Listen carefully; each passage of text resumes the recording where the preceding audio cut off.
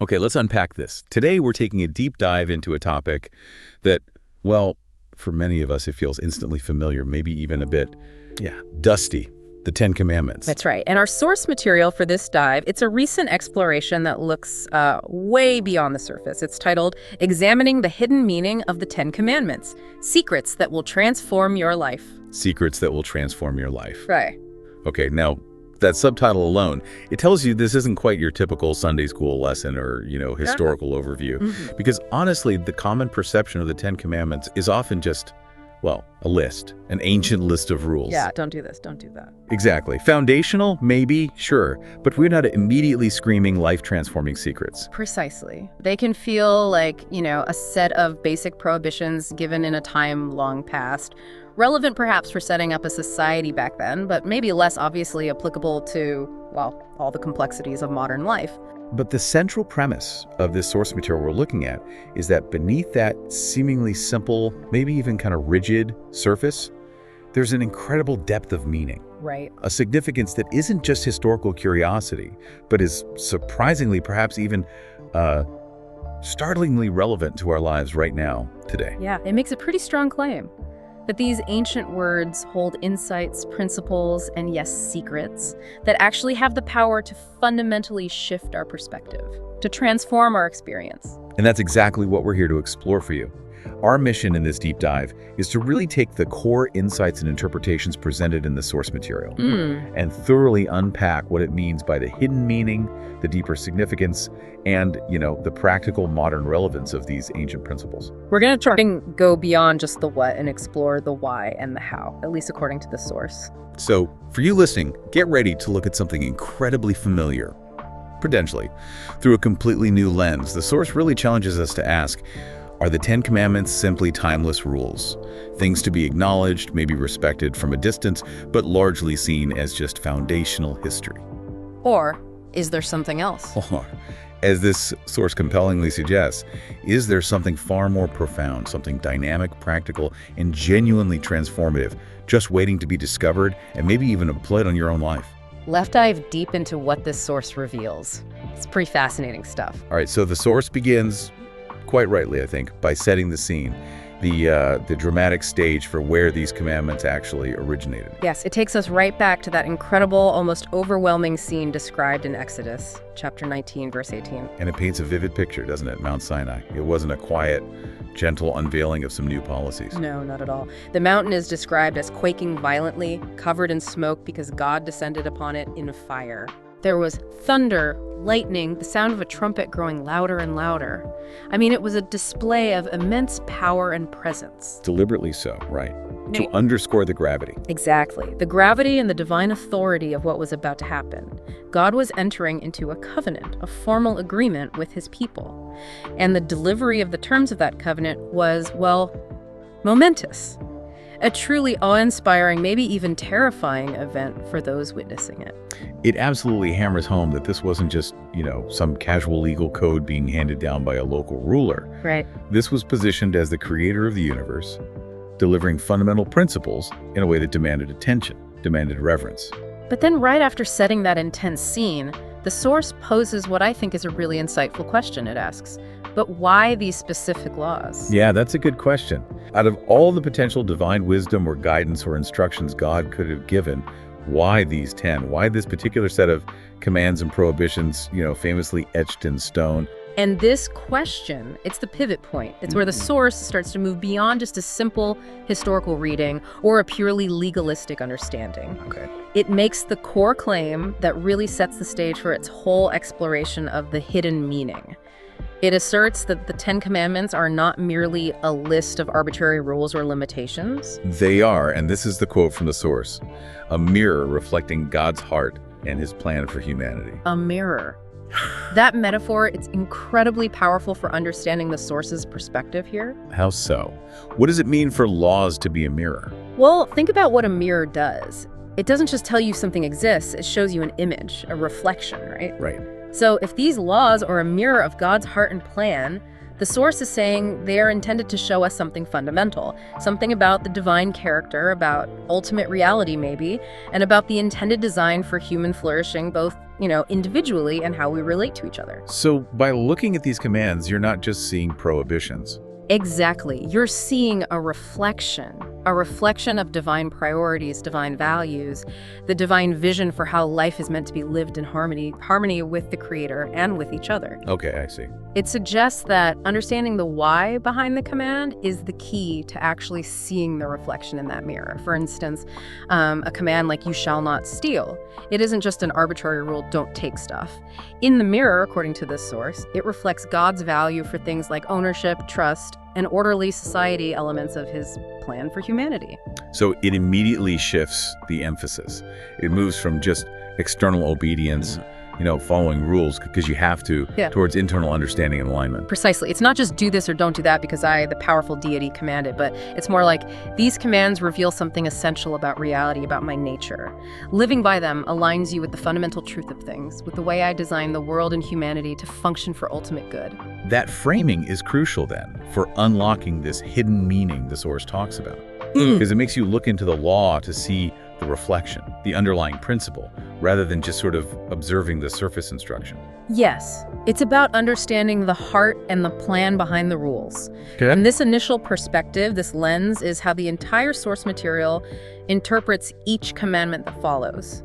It's always asking, what does this commandment reflect about God's heart and his plan? Okay, so with that foundational understanding, establish the mirror idea, the source then breaks down the commandments into that traditional grouping, often called the two tables. Right. The first set, commandments 1 through 4, according to the source, are the ones that define how to align our lives with God's purpose. They focus on that vertical relationship, our connection and orientation towards the divine. And it starts, as it must, with the very first commandment. You shall have no other gods before me. Now, on the surface, like you said before, this seems pretty straightforward, especially in that ancient polytheistic world. It's a clear prohibition against idolatry. Or maybe today we'd interpret it as acknowledging God's exclusive claim on worship. But the source immediately dives into its hidden meaning, making a very specific point. It's not about control. And that's a crucial distinction, isn't it? I think so, yeah. Because a modern, maybe more skeptical view might see this command precisely as a powerful entity demanding absolute control and loyalty. Yes, and the source intentionally pushes back against that interpretation. It argues that the deeper meaning, the true essence of this command, is actually an invitation to prioritize the eternal over the temporary. An invitation to prioritize the eternal over the temporary. That drastically changes the tone, doesn't it? It really does. It moves it from potentially a fearful obligation to, an appealing proposition. Yeah. How does the source elaborate on this? How is it an invitation, not a mandate for control? Well, the source suggests that viewing it as an invitation reframes how we even understand other gods.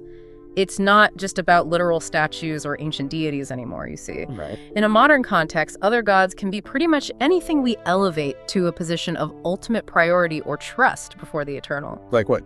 Oh, things like money, power, fame, physical appearance, comfort, status.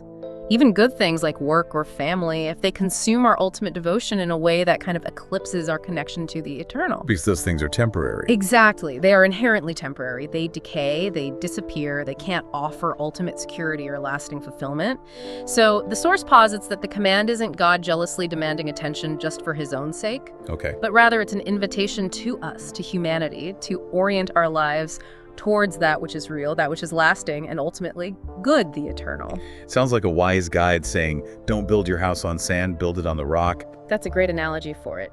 The invitation is to build your life on the eternal foundation, not the shifting sands of temporary pursuits and priorities. So the implications of truly living by this interpretation, they seem immense. I mean, if your deepest priority is the eternal, how does that actually permeate your daily decisions? How does it change your perspective on loss or gain or success or failure? Well, it fundamentally alters your value system, doesn't it? If you prioritize the eternal, then setbacks in temporary areas, losing money, facing criticism, failing at a project, they become less catastrophic. Right, you see them in a bigger context. Exactly, you can see them within a larger, enduring context. And similarly, temporary successes, they become less intoxicating. You can enjoy them, sure, but your ultimate worth isn't tied up in them. The source implies this leads to a profound sense of freedom. Freedom from that constant anxiety of chasing and holding on to temporary things. That makes sense. Your investments of your time, your energy, your emotion, your resources, they naturally shift towards things that have lasting significance, things that resonate with the eternal. Like what, for example? Well, that could mean investing in your character, in relationships built on deep truth and commitment, maybe in contributions that outlast you, and definitely in cultivating a spiritual connection that transcends earthly circumstances. It's presented not as control, but as guidance towards ultimate peace and meaning, by aligning yourself with the most enduring reality there is.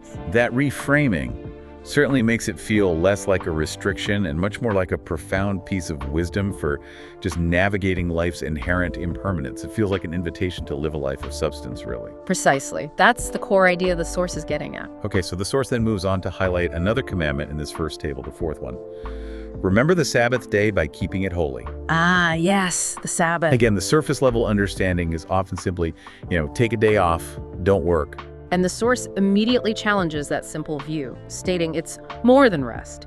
It's not just a break from labor, it carries a deeper, more active command. And that deeper command, as presented by the source, is what? It's a command to recharge spiritually and reconnect with the Creator. Okay, recharge spiritually and reconnect. Yes. This elevates the Sabbath from just a physical necessity, which it is, to a spiritual imperative.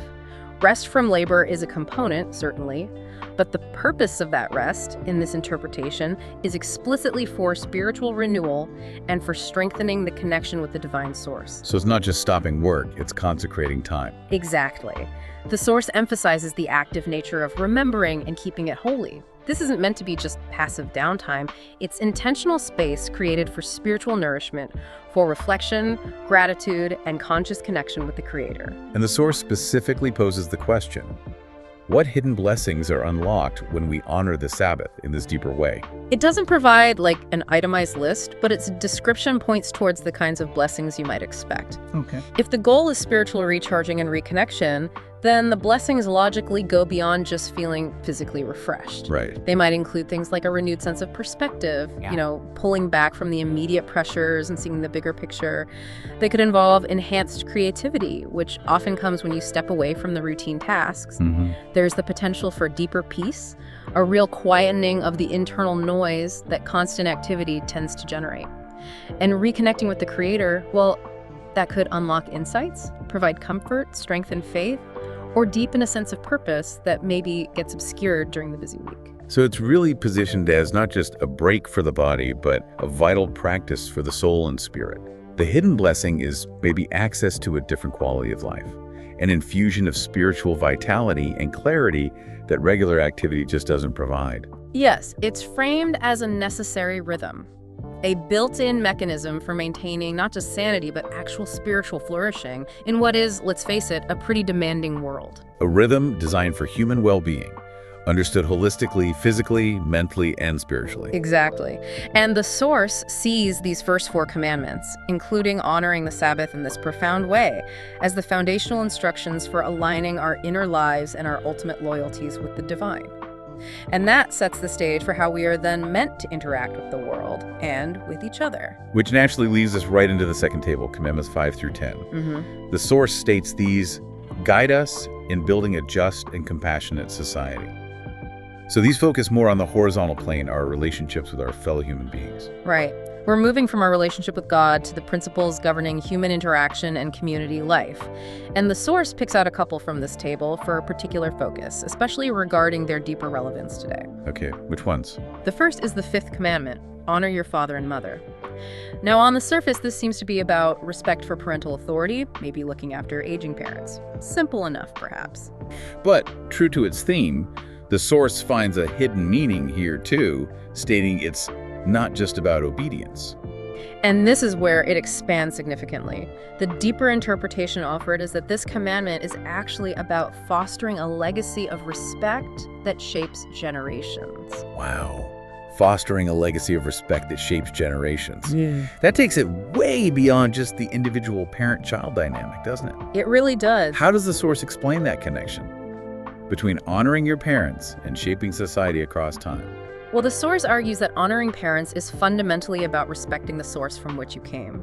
It's about acknowledging your roots, acknowledging the wisdom and the sacrifices of those who came before you, and the values and traditions passed down through the family unit. By honoring parents, you affirm the importance of continuity, of history, and of that intergenerational transmission of culture and wisdom. And this isn't just a personal virtue. The source presents it as a societal cornerstone. How so? Because when respect for one's origins and elders is valued and practiced widely, it tends to create a more stable and cohesive society. It fosters respect not just for parents, but for foundational institutions, for historical wisdom, and for the elderly members of the community in general. So it's less about blind obedience to specific individuals and more about cultivating a principle of reverence for the foundations upon which families and then societies are built. Precisely that. It's about recognizing that we all stand on the shoulders of those who came before us. And acknowledging and respecting that lineage is vital if we want to build something enduring. The source implies that a society that loses respect for its past, maybe symbolized by widespread disrespect for parents and elders, risks becoming rootless, unstable, maybe prone to repeating past mistakes. So fostering this legacy of respect means consciously valuing and preserving the positive elements of what's been passed down. Yes, while also building upon it responsibly for future generations. It shapes how we view authority, how we care for the vulnerable, how we transmit values. The source frames it almost as a principle for societal architecture, not just simple family dynamics. That definitely gives the fifth commandment a much broader and more profound significance, especially in the context of building a healthy society. Absolutely. It moves from what might seem like a personal duty to a foundational societal principle. And then the source makes a bit of a leap maybe to the ninth commandment. You shall not bear false witness against your neighbor. Yes, and this one feels incredibly, maybe even acutely relevant today, doesn't it? It really does. And the source makes that exact point, immediately connecting it to our modern context by saying, in a world of misinformation. Yeah, it doesn't shy away from that connection. It directly positions this ancient command as a vital principle for navigating the information age we live in. And it frames the commandment not just as, avoiding lying in court. Right, not just legal perjury. But as something that challenges us to uphold truth in every interaction. Every interaction. That's the key expansion the source emphasizes there. It's not limited to formal testimony. So where else does it apply? Well, think about it. It's in our conversations, our online posts, our business dealings, our political discourse, basically everywhere we communicate. Okay, so why is upholding truth in every interaction so critically important, according to this view? Especially, as the source notes, in an age just saturated with misinformation and, frankly, disinformation. The source argues pretty strongly that truthfulness is the absolute bedrock of trust. And trust is the essential glue that holds relationships, communities, and entire societies together. And misinformation erodes that trust. Exactly. Misinformation isn't just about spreading incorrect facts. It's often about deliberately, or sometimes just carelessly, eroding that fundamental trust. When truth is cheapened or distorted or just disregarded in everyday interactions, the source suggests it becomes exponentially harder to discern truth on larger platforms, in bigger societal issues. The source implies that in a world where information spreads instantly and can be so easily manipulated, the personal commitment to upholding truth in your own sphere, however small it seems, becomes a vital act, an act of resistance against chaos and manipulation. So it's presented as a call to individual responsibility for the integrity of the whole shared information ecosystem. That's a good way to put it. False witness, interpreted broadly like this, includes things like gossip, slander, exaggeration, misleading advertising, political spin, really any communication intended to deceive or distort reality, whether for personal gain or even malicious intent. And the cumulative effect. The source suggests the cumulative effect of all these daily dishonesties is the breakdown of societal trust. And that makes constructive dialogue, cooperation, even basic understanding between people incredibly difficult. So this commandment, in this view, is a challenge to be a source of reliability and truthfulness yourself. to build trust one interaction at a time and thereby contribute to a more just and functional society that isn't constantly being undermined by deceit. Yes, it's a call to personal integrity as a kind of defense mechanism for civil society itself. So honoring parents builds that foundation of respect and continuity. And not bearing false witness builds the essential structure of trust and integrity. The source highlights these two from the second table because it sees them as having this potent, maybe often understated power in shaping the very fabric of a just and compassionate society, particularly today. They are seen as active principles for building a healthy collective life, not just, individual moral rules to check off a list. Okay, so having explored the two tables and their sort of deeper societal implications, the source then moves to a section it actually calls spiritual symbolism. This seems to zoom out even further, looking at the Ten Commandments from a higher, maybe more unified perspective. And it makes a really significant, I'd say, central claim here, particularly for those coming from a Judeo-Christian perspective. It claims that the Ten Commandments deeply reflect Jesus' teachings in the New Testament. Now that connection is powerful, bridging the Old and New Testaments like that, suggesting a real continuity of divine principles across time. The source points specifically to that passage in Matthew chapter 22, verses 37 to 40. Right, this is a very familiar scene where Jesus is questioned by an expert in the law, asking which is the greatest commandment in the law of Moses. And Jesus responds by summarizing the entirety of the law and the prophets, essentially all of divine instruction up to that point, into two core principles. Exactly. Yeah. As quoted in the source, he says, "Love the Lord your God with all your heart and with all your soul and with all your mind. This is the first and greatest commandment. And the second is like it. Love your neighbor as yourself." And then the kicker. All the law and the prophets hang on these two commandments. And this is where the source really ties it all together beautifully, isn't it? Because you have Jesus distilling everything into loving God and loving your neighbor. Right. And we've just spent time exploring how the source interprets the two tables of the Ten Commandments.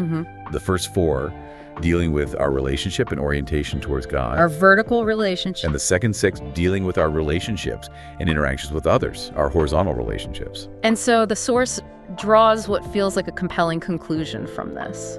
These laws, the Ten Commandments themselves, are not just rules, but they function as a blueprint for living out the greatest commandments of all love and faithfulness. A blueprint.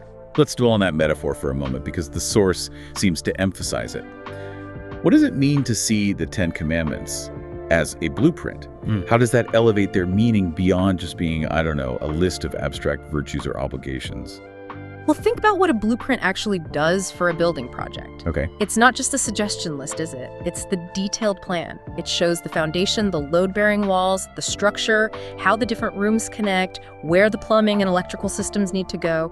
Without the blueprint, the builder might have a general idea of wanting a house, but they wouldn't know how to actually build it so that it stands strong, functions properly, and serves its purpose. Right. You need the specifics. Exactly. The source suggests that saying love God and love your neighbor is like saying build a beautiful, functional house. It's the goal, the vision. But the Ten Commandments, especially with their deeper meanings understood as we've discussed, provide the blueprint, the practical, foundational instructions for how to construct a life and even a society that is characterized by that love and by faithfulness. Faithfulness both to God and to one another. So for instance, that first commandment, no other gods, interpreted as an invitation to prioritize the eternal.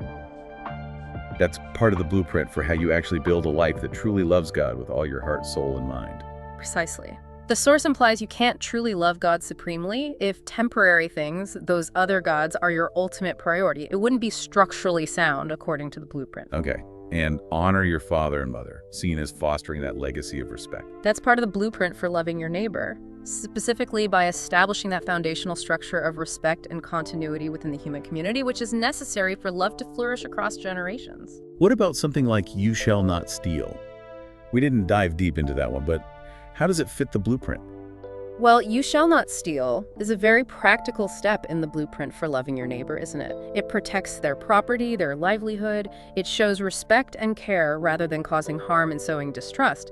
It's a fundamental piece of the how-to for living peaceably together. And you shall not lie or bear false witness.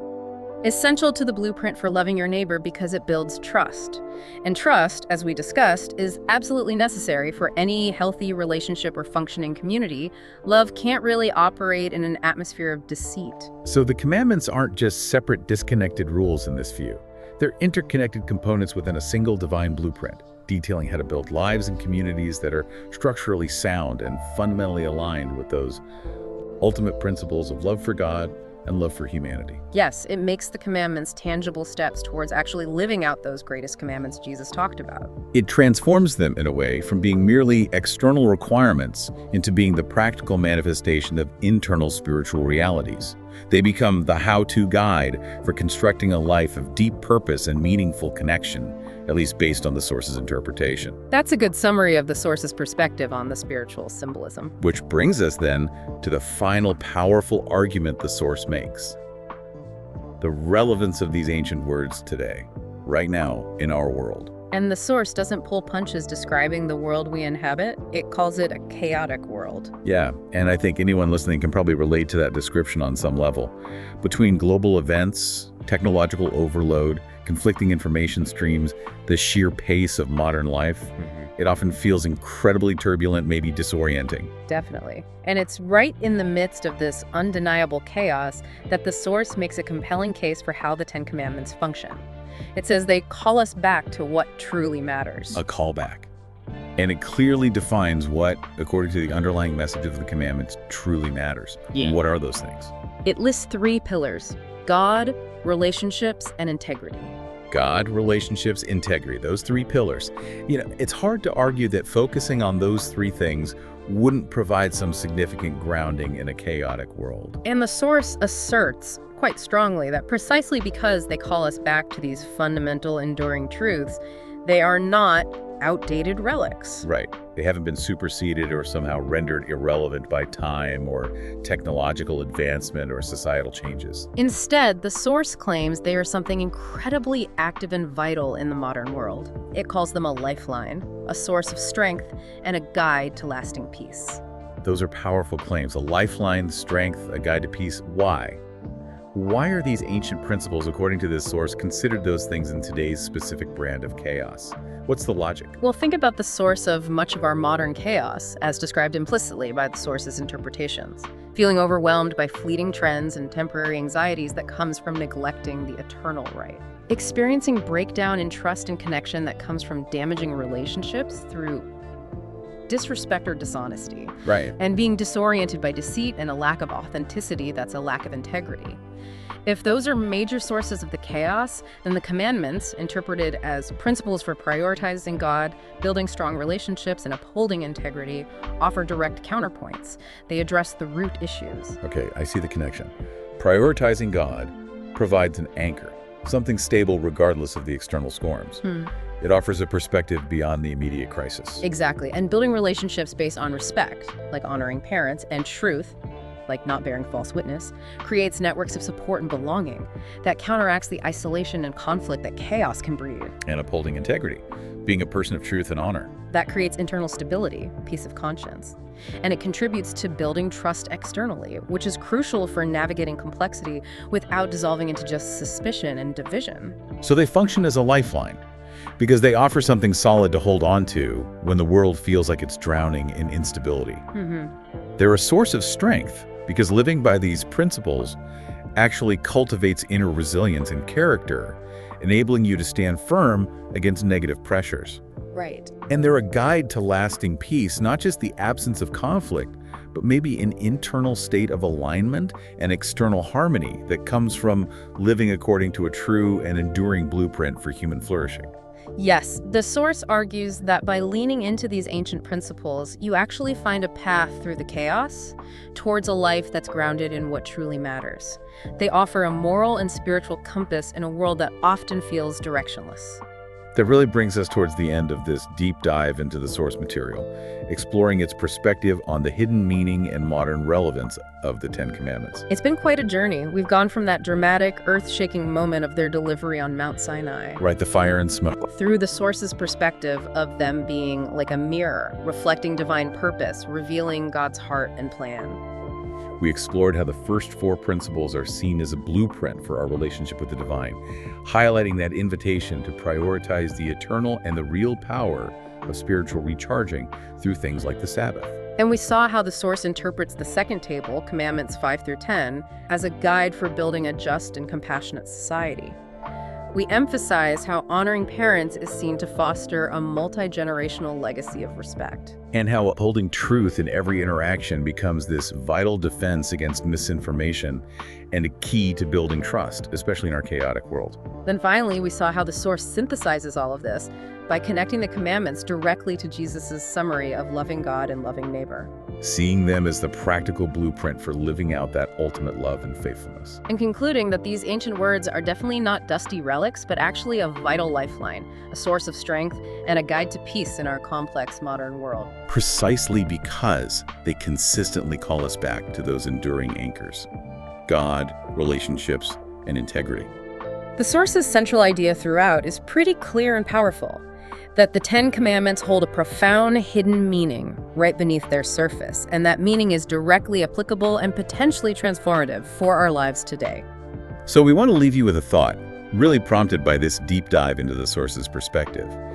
If these ancient words, delivered with such power and interpreted by this Source as a blueprint for love and faithfulness, if they truly call us back to the anchors of God, relationships, and integrity in this chaotic world, what might be the very first step on that blueprint you could consider taking or perhaps revisiting in your own life today? The Source certainly ends with the conviction that engaging with these ancient words on this deeper level really does have the power to transform lives today. It's essentially an invitation, isn't it? An invitation to look again, perhaps with fresh eyes, and then maybe to act. It certainly gives you a rich framework for reflection and maybe even action. That's been our deep dive for today. Thank you for joining us.